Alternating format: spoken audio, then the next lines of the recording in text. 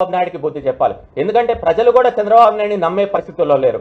గతంలో కూడా ఎన్నోసార్లు కూడా మేము కూడా కొన్ని వైసీపీ వైఫల్యాల మీద మాట్లాడాం. కానీ వైసీపీ వైఫల్యాల కంటే కూడా వైసీపీ ఫలాలు ఎక్కువ ఉన్నాయని చెప్పి కూడా చాలా మంది ప్రజలు చెప్పుకుంటూ వస్తున్నారు. నేను ఎప్పుడు మాట్లాడినా కూడా గవర్నమెంట్ పాలసీల మీదే మాట్లాడుతున్నాను. నిజంగా చూస్తే ఒక 2-3 నెలల నుంచి కూడా వేవ్ రాష్ట్రం మొత్తం కూడా మారిపోయింది.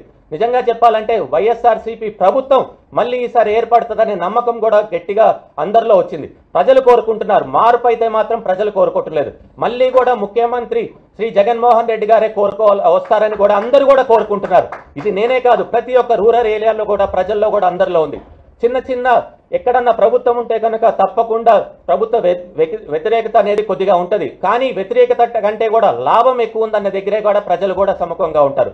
తప్పకుండా రాబోయే రోజుల్లో కూడా ప్రతి ఒక్కరు ప్రజలు ఆలోచించాలి. ఎందుకంటే జగన్మోహన్ రెడ్డి ముఖ్యమంత్రి అయినప్పటి నుంచి కూడా ఎన్నో పథకాలు తీసుకొని వచ్చారు. బడుగు బలహీన వర్గాలకి అండగా ఉన్నారు. నా ఎస్సీ, నా బీసీ, నా మైనారిటీ అని ఏకైక ముఖ్యమంత్రి ఎవరు ఉన్నారంటే అది జగన్మోహన్ రెడ్డి గారే. అదేవిధంగా ప్రతి ఒక్కరు మధ్యతరగతి వాళ్ళు కూడా ఈరోజు బాగా ఉన్నారు. రైతులు కూడా ఈరోజు చూస్తే గిట్టుబాటు ధర వస్తుంది. ఎందుకంటే దాదాపు 20,000 రూపాయల నుంచి 25,000 రూపాయల వరకు పుట్టెడు వడ్లు వెళ్తున్నాయి.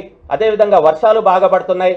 అదేవిధంగా జగన్మోహన్ రెడ్డి గారు వచ్చినప్పటి నుంచి నాడు నేడు అనే ప్రోగ్రాం తీసుకొని వచ్చారు.